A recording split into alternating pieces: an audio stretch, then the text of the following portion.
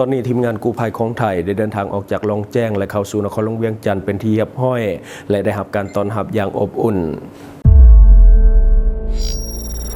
Time to share สัมผัสการเดินทางแบบใหม่ไปกับ migula.com สวัสดีท่านผู้ชมกลับมาพบกับรายการ Time to Share สำหรับหัวข้อข่าวที่เราอยากจะนำเสนอในวันนี้ก็คือเกี่ยวข้องกับเรื่องของการเดินทางออกจากลองแจ้งของทีมกู้ภัยของไทยซึ่งตอนนี้เข้าสู่นครหลวงเวียงจันทร์เป็นที่เรียบร้อยและได้รับการต้อนรับอย่างอบอุ่นซึ่งในปัจจุบันที่เราอัดรายการทีมงานกู้ภัยทั้งหมดและก็เชี่ยวชาญต่างชาติก็คือได้อยู่ที่นครหลวงเวียงจันทร์เป็นที่เรียบร้อยซึ่งเราจะประมวลภาพให้ท่านผู้ชมได้เบิ่งเหตุการณ์ที่เกิดขึ้นในมื้อนี้ทั้งหมดข่าวสารที่หลากหลายนำเสนอให้ดวงใจ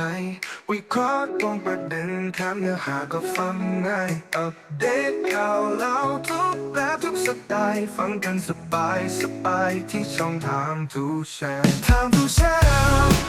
Time to share Time to share แล้วครบเรื่องข่าวคนเล่าแท้ๆนำเสนอลงคลิปใหม่ทุกวันเปิดมาเมื่อไรก็ได้เจอให้ชมกันฟรีเสิร์ฟสิ่งดีๆให้เสมอข่าวราวยุคใหม่ไว้ใจ Time to share Time to share Time to share Time to share แล้วพบกันทุกช่องทางลงคลิปแบบจุใจที่ YouTube ก็ดูได้ทุกวัยทุกยุคที่ Facebook ก็มีข่าวที่หลากหลาย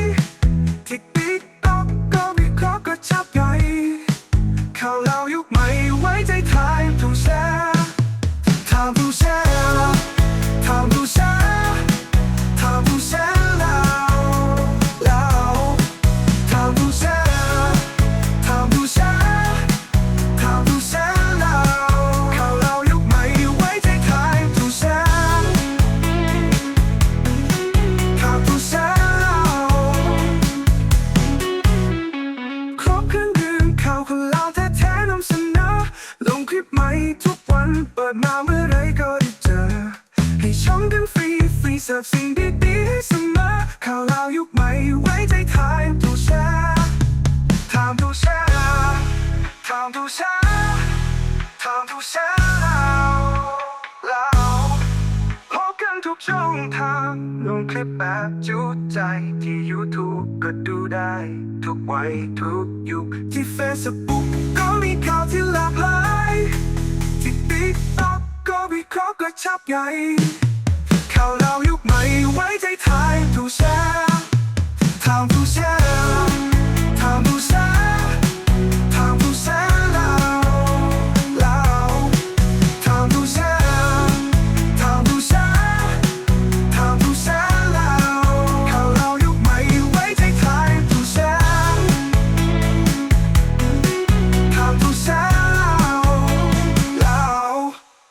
และที่ผ่านไปก็คือการประมวลภาพที่เกิดขึ้นในระหว่างการเดินทางก็จะมีอุปสรรคน้อยหนึ่งเนื่องจากว่าสภาพอากาศบ่อำนวยก็คือเกิดเหตุการณ์ฝนตกหนักตั้งแต่ช่วงเช้าๆซึ่งว่าทีมงานบ่สามารถที่จะเดินทางเข้ามาที่นครหลวงเวียงจันทร์ได้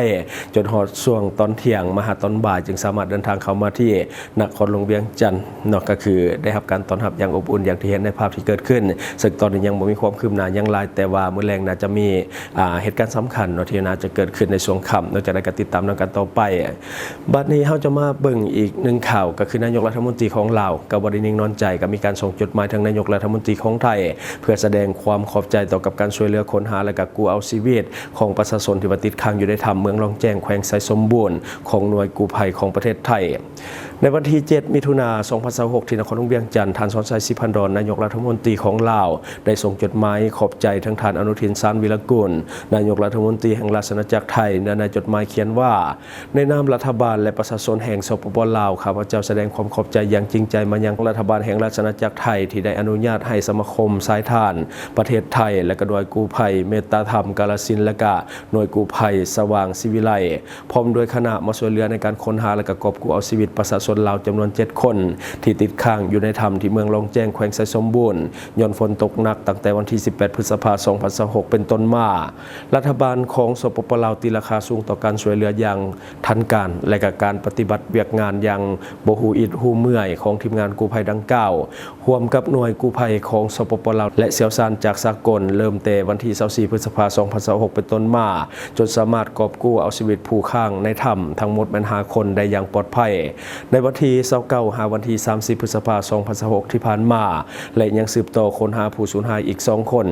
ข้าพเจ้าขอถือโอกาสนี้ตั้งหน้าให้รัฐบาลและก็ประชาชนลาวก็คือครอบครัวของผู้ประสบภัยขอแสดงความขอบใจและก็ยอชมเชยนักกู้ภัยทุกท่านต่อความเป็นมืออาชีพและการเสียสละในภารกิจอันสำคัญนี้การช่วยเหลือด้านมนุษยธรรมในครั้งนี้เป็นการส่องแสงเทิงสายพัวพันมิตรภาพและการร่วมมืออันดีงามทานบันไกเฮือนเคียงที่ดีก็คือการเป็นคู่ร่วมยุทธศาสตร์เพื่อการเจริญเติบโตและการพัฒนาแบบยืนยงระหว่าง2ประเทศและกับประชาชน2ชาติลาวและไทยที่พร้อมได้รับการพัฒนาและก็แตกดอกออกผลในปัจจุบันข้าพเจ้าขอถือโอกาสนี้อวยพรใส่อันประเสริฐมายังทานพร้อมด้วยครอบครัวจงมีพลานามัยสมบูรณ์และก็มีความผาสุกและประสบผลสำเร็จในหน้าที่อันสูงเกียรติของทานต่อไปเนาะอันนี้ก็คือในของสารหรือว่าจดหมายที่ส่งจากนายกรัฐมนตรีของลาวถึงนายกรัฐมนตรีของไทยเนาะนี่ก็เป็นการแสดงความขอบใจระดับการนำของประเทศระหว่างลาวและไทยคือตอนนี้ทีมกู้ภัยของไทยและก็เสี่ยวซ้ำต่างชาติทั้งหมดก็คือยังพักอยู่ที่นครหลวงเวียงจันทน์แต่เฮาจะบ่บอกเนาะหรือบ่ได้ระบุว่าเขาพักอยู่โรงแรมใดเนาะแต่ว่าตอนนี้อยู่ในขอบเขตของนครหลวงเวียงจันทน์สาเหตุที่เขามาถึงนครหลวงเวียงจันทน์ซ่าก็เนื่องจากว่าสภาพอากาศบ่เอื้ออำนวยฝนตกหนักช่วงเช้าก็เฮ็ดให้ยนต์บ่สามารถที่จะขึ้นได้จึงเฮ็ดให้การเดินทางมาค่อนข้างที่จะลาซาหน่อยหนึ่งก็คือมาฮอดนี่ก็ตอนสวยแล้วติดตามนํกันว่ามื้อแลงจะมีการเคลื่อนไหวยังแน่ทาว่าให้เดาแน่นอนก็จะเป็นงานเลี้ยงขอบใจและก็เฉลิมฉลองเพื่อที่จะ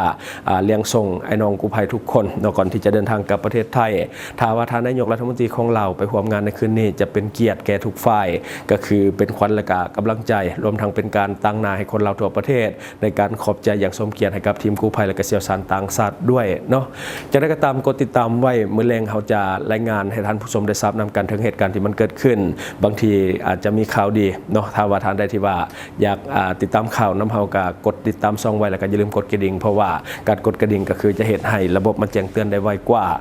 บัดนี้เฮาขอฝากเนาะสำหรับท่านใดที่กำลังอยากจะเดินทางเข้ามาท่องเที่ยวในประเทศลาวแต่ว่ายังบ่มีข้อมูลเรื่องของการท่องเที่ยวเลยสามารถสมัครเข้าใช้ที่เว็บไซต์ mikula.com ท่านจะได้ทุกอย่างที่ท่านต้องการบ่ว่าจะเป็นข้อมูลสถานที่ท่องเที่ยวในลาวข้อมูลร้านอาหารต่างๆข้อมูลสถานที่บ้านพักโรงแรมข้อมูลเรื่องของการเช่ารถข้อมูลของพนักงานนำเที่ยวซึ่งท่านสามารถสมัครเข้าใช้ง่ายๆด้วยอีเมลหรือว่าโซเชียลมีเดียของท่านตัวอย่างคือ Facebook สามารถลงทะเบียนได้ทันทีซึ่งเฮาบริการให้ฟรี 100% ที่ mikula.com สำหรับท่านที่ยังสมัครบ่เป็นสามารถกดเข้าเบิ่งคลิปภายใต้คอมเมนต์ของเฮาซึ่งเฮาเฮ็ดคลิปสอนเรื่องของการลงทะเบียนเอาไว้ให้ท่านได้เบิ่งและเฮ็ดตามได้ง่ายๆและทั้งหมดก็คือสิ่งที่เฮาเก็บมาเล่าสู่ฟังหวังว่าท่านจะได้รับสาระดีๆสำหรับท่านที่ว่าเบิ่งรายการเฮาอยู่คิดเห็นจะได้กับสิ่งที่มานำเสนอไปก็อย่าลืมฝากไว้ภายใต้คอมเมนต์ของเฮาและข้าพเจ้าจะเข้าไปอ่านด้วยตนเองขอขอบใจช่องทางที่คุณสามารถรับชมข่าวสารจาก Time to Share Studio Fanpage Time to Share Laos YouTube Time to Share TikTok Time to Share Laos Facebook สิงห์ดาราสายลินอยู่เมืองลาวใช้แต่เงินกีบลาวและส่งเสริมผลิตภัณฑ์ภายในเพื่อลดพรการนำเข้าสินค้าและแก้ปัญหาเงินตา Subscribe for more video.